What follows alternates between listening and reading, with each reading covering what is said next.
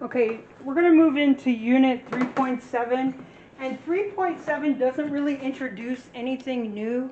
If you understand that functions are equations and that you're going to input an x value and get a y value out, that's your output, you already understand what you're fixing to do here. The only thing is, instead of writing it like an equation, we're going to write it like a function. It's called function notation, right? So equations that represent functions are often written in this function notation. So instead of y equals 4x minus 1, you will see f of x equals 4x minus 1. It's the exact same thing. This is read as a function of x. Function of x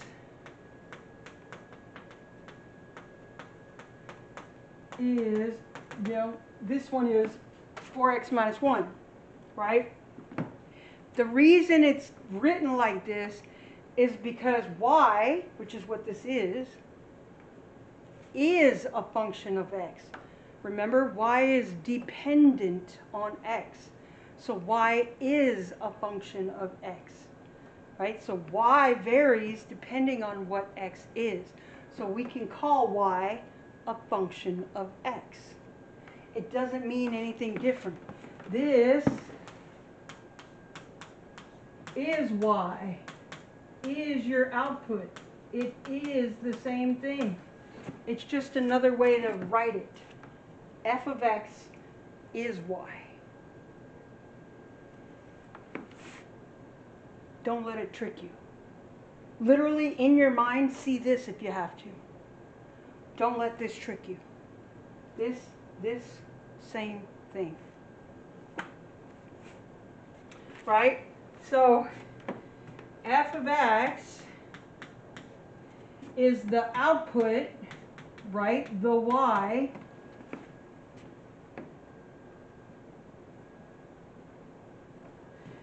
And the x in the parentheses is your input.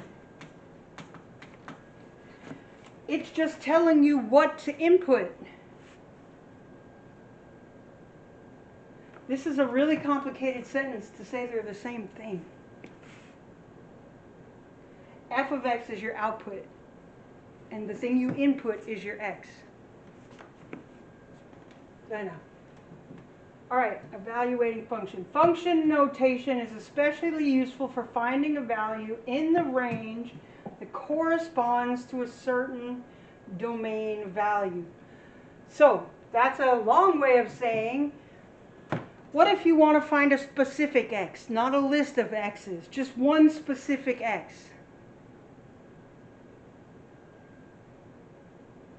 So instead of writing y equals 4x minus 1, what is y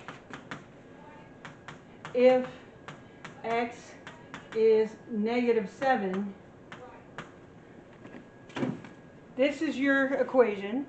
This is your question. What is y if x is negative 7? They just write this, a function of negative 7. This is the same question. They're asking, what does this equation equal if x is negative 7? That's all they're asking. Don't make it more complicated than it has to be. All right? And they may use different letters. Function of x, g of x, h of x. It doesn't matter. See, what they're going to tell you is that this is your equation. This is your input. And they want to know what happens. That's it. Input this number right there, and your answer is g of x or y, because it's the same thing. Right? So let's plug this in, or let's substitute this in.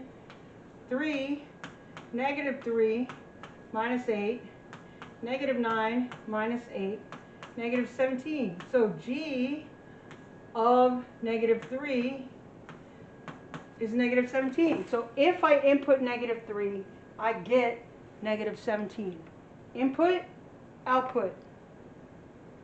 X, Y. It's really that simple.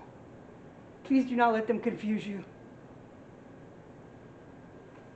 Let's do another one. All right, function of x equals x squared minus x. What is the function of negative 4? So what if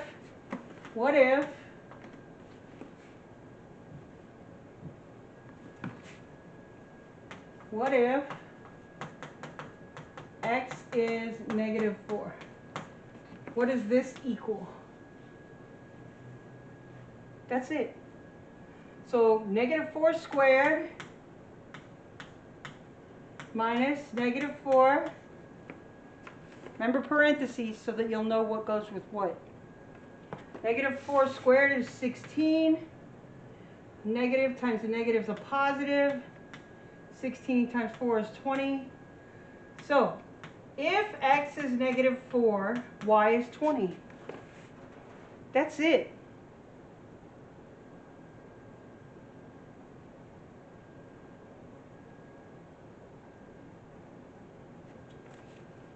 So you've already worked harder equations than this. They're just introducing you to a new way to represent functions. Don't let it trip you up. All right, so what if x is negative 8? So if x is negative 8, we're going to plug it in, substitute 1/2 negative 8 plus 9. 8 divided by 2 is 4. Negative 1 times negative 4 is positive 4 plus 9. So if g is negative 8, or x, I'm still going to say x. If x is negative 8, then the answer is 4 plus 9. So if x is negative 8, your answer is 13. So if your input is negative 8, your output is 13. X, Y. You could put these on a table. It's the same exact information. X, Y. If I put in negative 8, I get out 13. It's no different from what we were just doing. They've just added this crazy notation. That's it.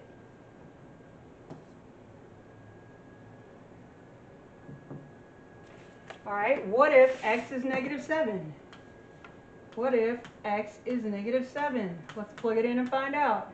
Negative 7 minus negative 7 squared. Absolute value bars.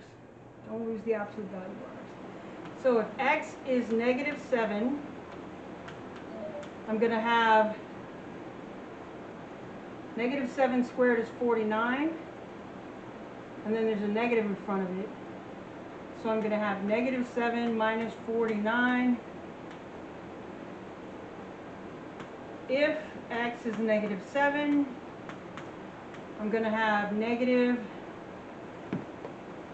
7 minus 49 is negative 56.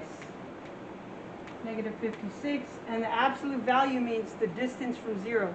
So we're going to take away the negative. Right? So if x is negative 7, then y is 56.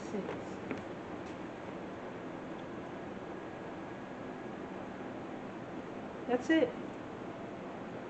All this brouhaha about functions. And it really is that easy.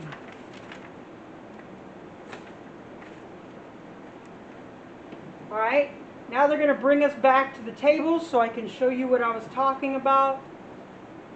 Right? Let's do one more of these complicated ones. Oh, they just want to complicate it for fun. Okay, that's all right. If x is 2k minus 5, we're going to replace x with 2k minus 5. Okay, right? So it would be negative 9 minus 2k minus 5. Right? I just replaced x. I substituted. This is an invisible 1, so I'm going to have to distribute. So now I have negative 9 minus 2k plus 5 Like terms, negative 9 plus 5 is negative 4 minus 2k. It's not going to go all the way because we don't know what k is. So if x is 2k minus 5, then y is negative 2k minus 4. I just flipped them around. I put the variable first and the constant last. Be careful doing that because the signs have to go with it. It's a negative 4. It's a negative 2k. I mean, that's the right answer. They didn't tell us what k was. That's as far as we can go.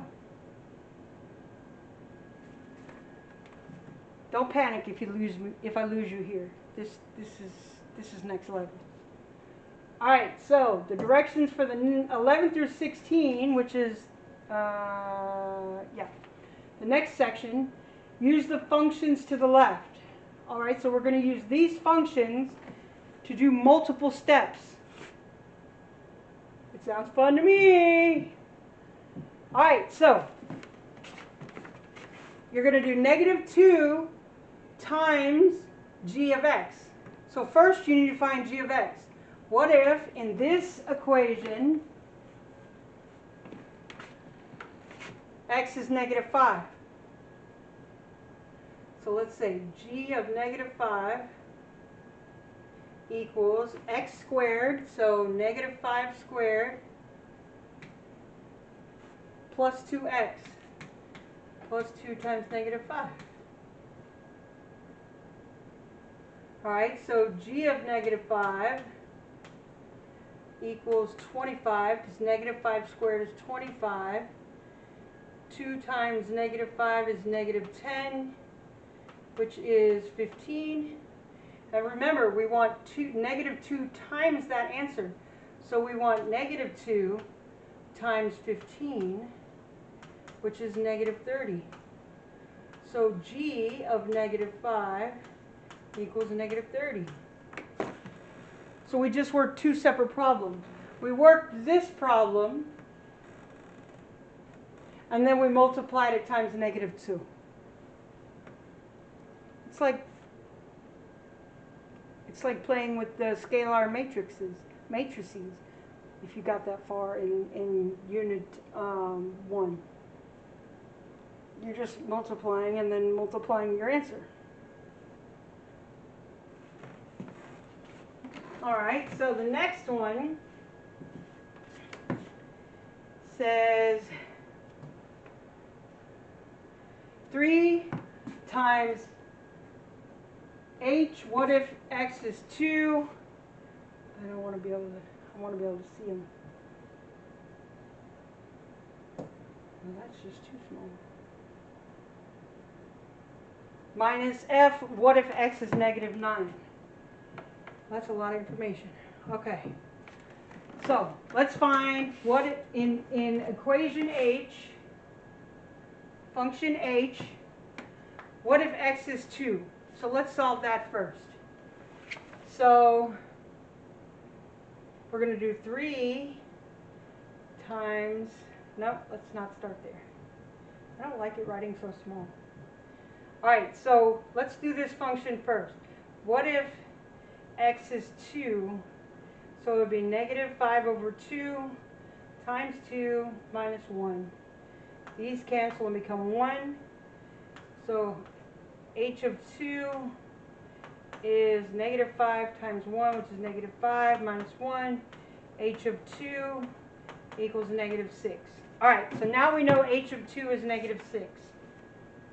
Alright, and then we want to know what f of negative 9 is.